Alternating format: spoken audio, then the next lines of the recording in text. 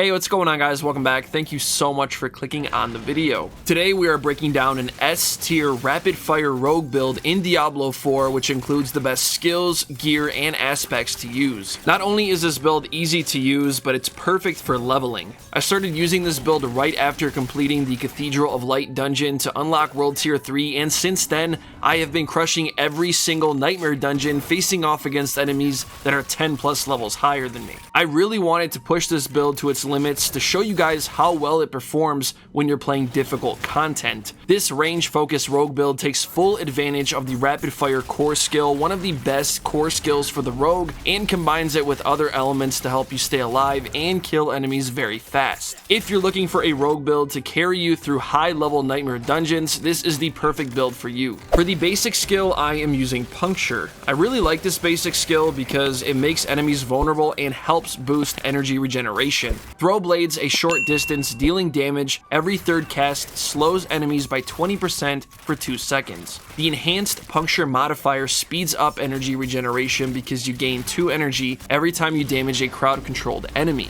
The fundamental Puncture modifier is a must-have since it makes any enemy hit with at least 2 blades vulnerable. Vulnerable enemies will always take 20% increased damage. You're going to be using this basic skill a lot to set up combos and debuff enemies in the process. The core skill on this build, and the skill this whole build revolves around, is rapid fire. I know there's some players out there that prefer barrage, but it really depends on what you're looking for. If you want a skill that has decent AoE damage to help you attack multiple targets at once, then I would choose the barrage over rapid fire. But I have to say rapid fire feels way more consistent, the range is better than barrage, and rapid fire works better when focusing on a single target since the arrows shoot in a straight line instead of outwards. To make rapid fire even better, I do recommend unlocking 2 modifiers. With the enhanced rapid fire modifier, each subsequent arrow from rapid fire has a 5% increased crit hit chance, up to 40% for the 8th arrow.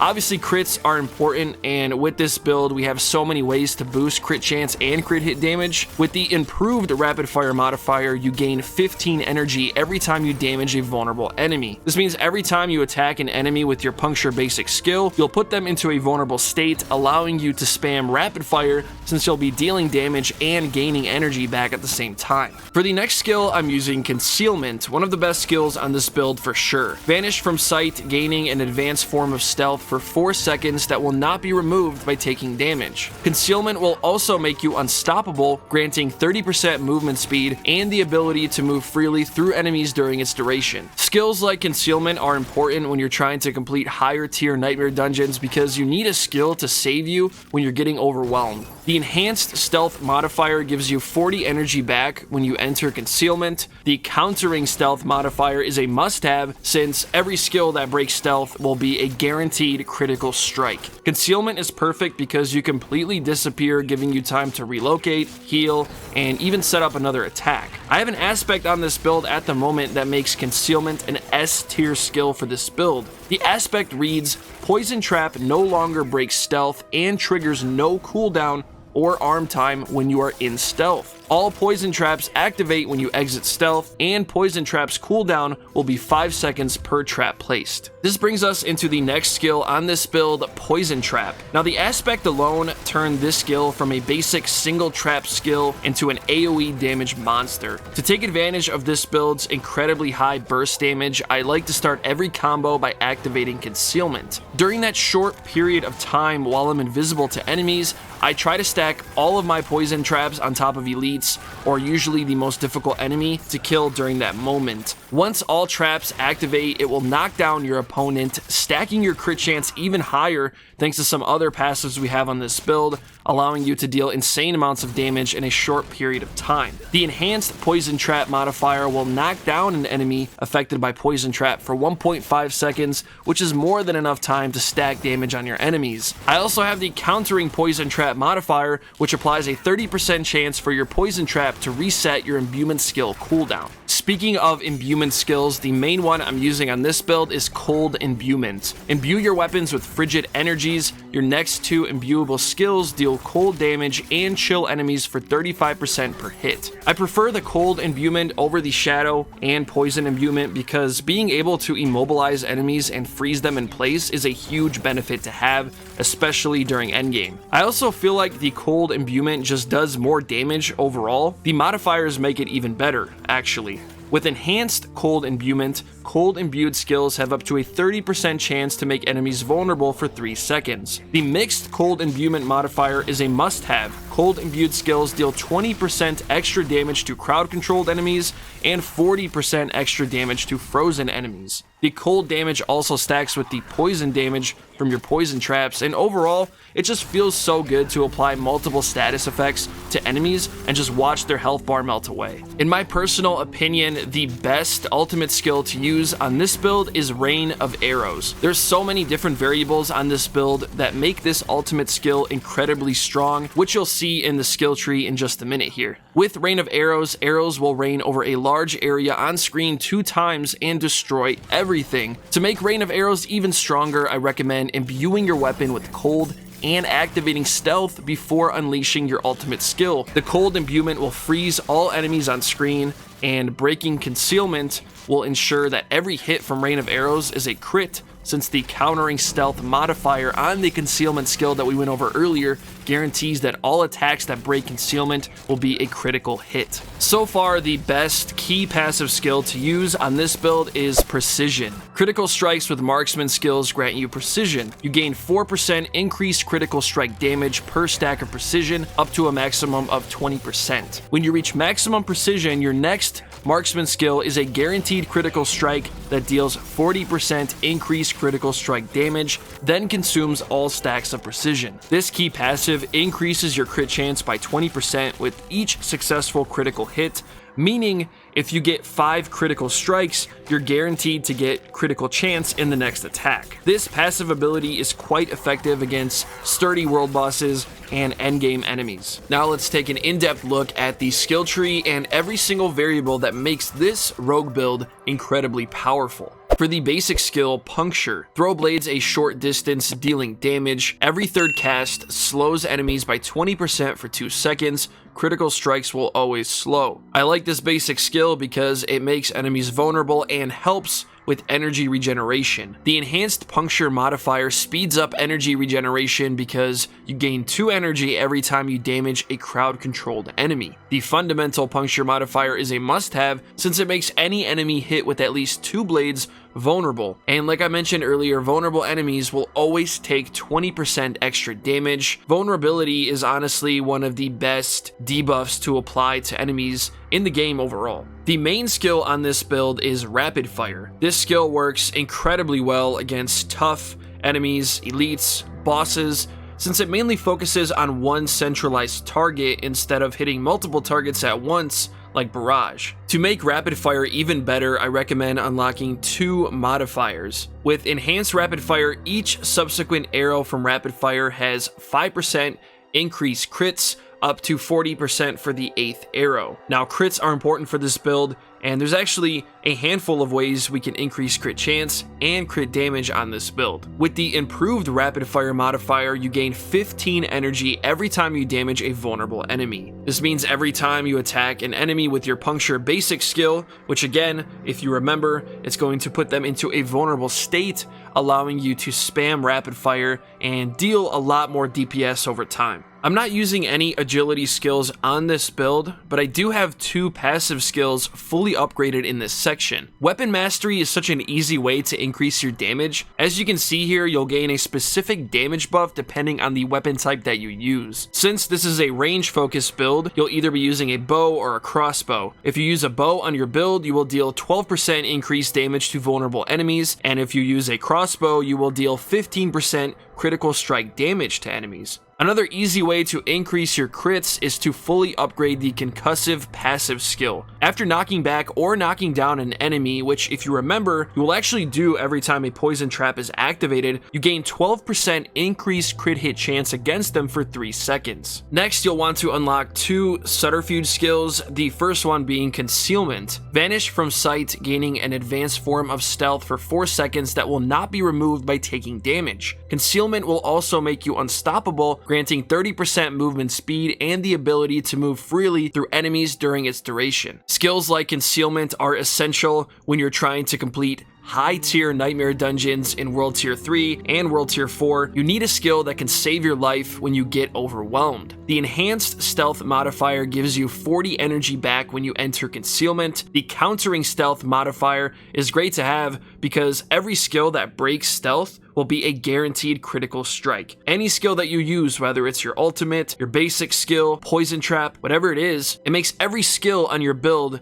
even better. The poison trap plays a big role in this build. Place a trap that arms after 1.25 seconds, activates when an enemy moves within range, applying 10,962 poisoning damage over 9 seconds to enemies in the area. You can have 4 armed traps out at once. This is why the infiltrator aspect fits so well on this build. The aspect reads, poison trap no longer breaks stealth and triggers no cooldown or arm time when you are in stealth. This is why I like to start every combo by entering concealment, going invisible, dropping all of my poison traps in the area, and then unleashing cold imbued Rain of Arrows ultimate skill. There's 2 passive skills here that I highly recommend unlocking. With exploit, you deal 18% increased damage to healthy and injured enemies. Healthy enemies have more than 80% of their life, and injured enemies have less than 35. This means your burst damage when you first hit a target and the damage you deal once they're below 35% health will be way higher. The Malice passive skill increases your damage by 9% to vulnerable enemies. This means vulnerable enemies will take a total of 30% extra damage, and all we have to do is hit them with Puncture once. The main imbuement skill on this build is Cold Imbuement. Imbue your weapons with frigid energies. Your next 2 imbuable skills deal cold damage and chill enemies for 35% per hit. I prefer the Cold Imbuement over the Shadow and the Poison because being able to immobilize enemies and freeze them in place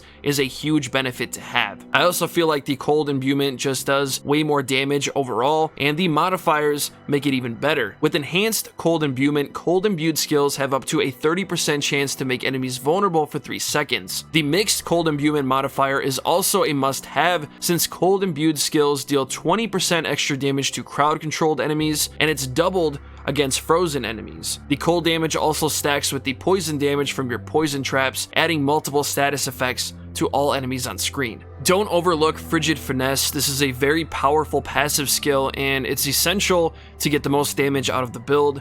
You deal 15% increased damage to chilled enemies and 30% increased damage against frozen enemies. For the ultimate, Rain of Arrows works amazing on this build. Arrows will rain over a large area on screen 2 times and destroy everything. To make Rain of Arrows even stronger, I recommend imbuing your weapon with cold and activating stealth before unleashing this ultimate. The cold imbuement will freeze all enemies on screen, and then breaking concealment, if you remember, will ensure that every hit from Rain of Arrows is a crit, since the countering stealth modifier on the concealment skill guarantees that all attacks that break concealment are a critical hit. You also can't forget the prime Rain of Arrows modifier. Imbuement skill effects applied by Rain of Arrows have 20% increased potency. With the supreme Rain of Arrows modifier, Rain of Arrows second wave will always knock down enemies, and if you remember from earlier, we have the concussive passive skill fully upgraded, which increases your crit chance by 12% against enemies who were recently knocked down. There's also some really great passive skills to unlock here once you get some skill points to spare. With Trap Mastery, every time Poison Trap activates, you gain 12% increased crit chance against vulnerable and crowd-controlled enemies. So if you think about it, you're stacking 12% crit chance when the enemy is knocked down,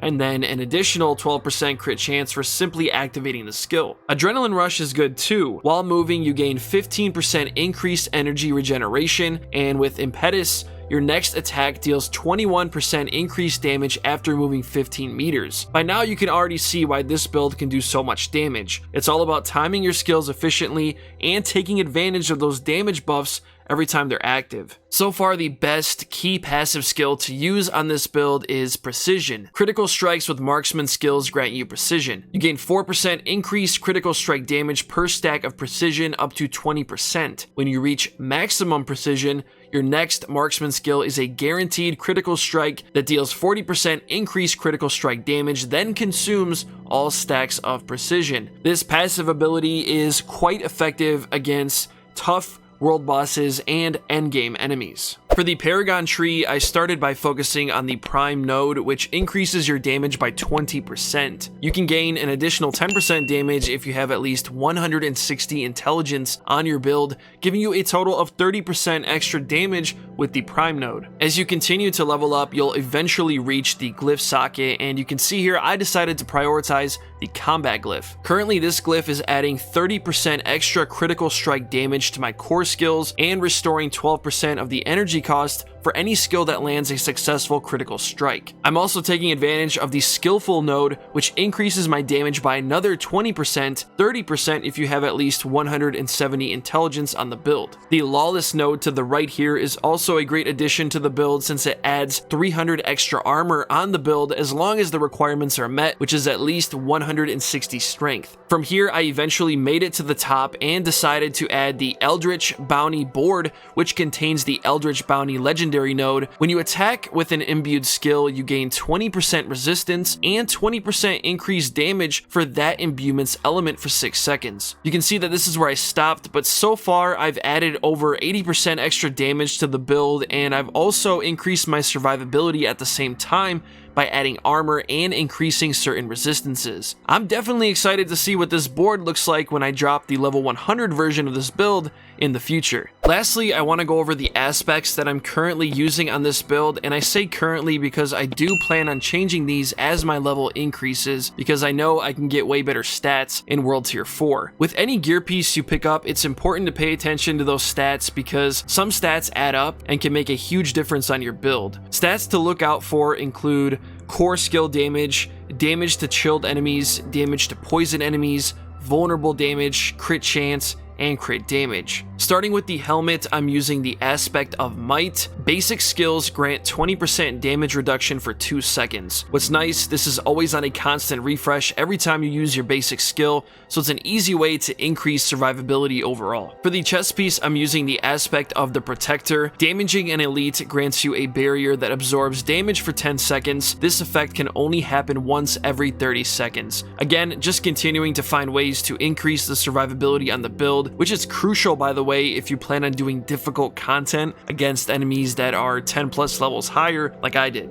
The gloves are special on this build because they are sacred unique gloves. I got really lucky with this piece of gear. It comes with an incredible aspect that's a game changer on this build. Damaging a vulnerable enemy with a marksman or cutthroat skill has up to a 25% chance to summon a shadow clone that mimics your attack. You're basically doubling your damage every time your shadow clone appears, which is nice. For the pants, I have the aspect of Siphoned Victuals, I think I'm saying it correctly. Damaging a vulnerable enemy with a core skill has up to an 18% chance to drop a healing potion. This aspect is incredible to have on the build because I hardly ever run out of potions and they literally drop like candy. For the boots, I'm using the Ghostwalker aspect. While unstoppable and for 4 seconds after, you gain 25% increased movement speed and you can move freely through enemies. This aspect is great because we get a huge speed boost. You can also move freely through enemies, which makes it super easy to reposition if you're getting pinned and you need to heal up. My main weapon on this build is the Smiting Warcaster crossbow. I really like the stats on this weapon, and it's the main reason why I haven't swapped it out for anything else yet. 42% vulnerable damage, 18% damage to poison enemies, almost 50% extra damage to injured enemies, 20% damage to chilled enemies, and 33% extra damage to my core skill. The aspect on this crossbow is incredible as well. You have 34% increased crit chance against injured enemies, and when you are healthy, you gain 68% extra increased crowd control duration. Like I mentioned earlier, lots of burst damage on this build during your first attack and your last one, and this is great great because we do amplify damage to enemies that are above 80% health and enemies that are below 35%. For the gems, I'm using emeralds just to increase my crit hit damage against vulnerable enemies. I have a sacred unique amulet on this build called the Word of Hakan. Check out the special aspect here.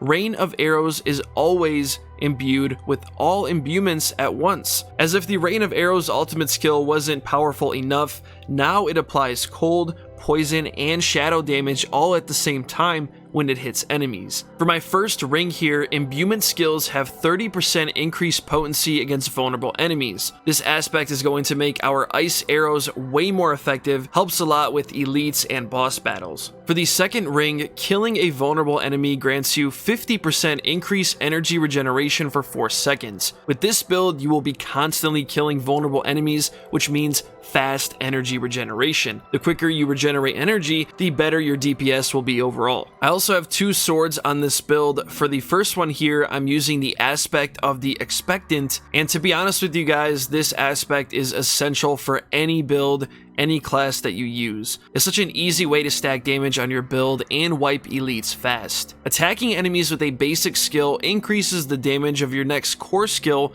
by 5%, all the way up to 30%. Hit an enemy 6 times with Puncture and your next rapid fire attack will be amplified by 30%. You're making the enemies vulnerable with Puncture anyways, which is why it's such an easy way to debuff enemies and kill them fast. And for the last aspect here, probably one of the most important aspects on the entire build, the Infiltrator aspect. Poison Trap no longer breaks stealth and triggers no cooldown or arm time when you are in stealth. All Poison Traps activate when you exit stealth, and Poison Trap's cooldown will be 5.5 seconds per trap placed. All I really do is enter stealth using concealment. I drop all 4 of the traps on the ground and then break stealth with Rain of Arrows.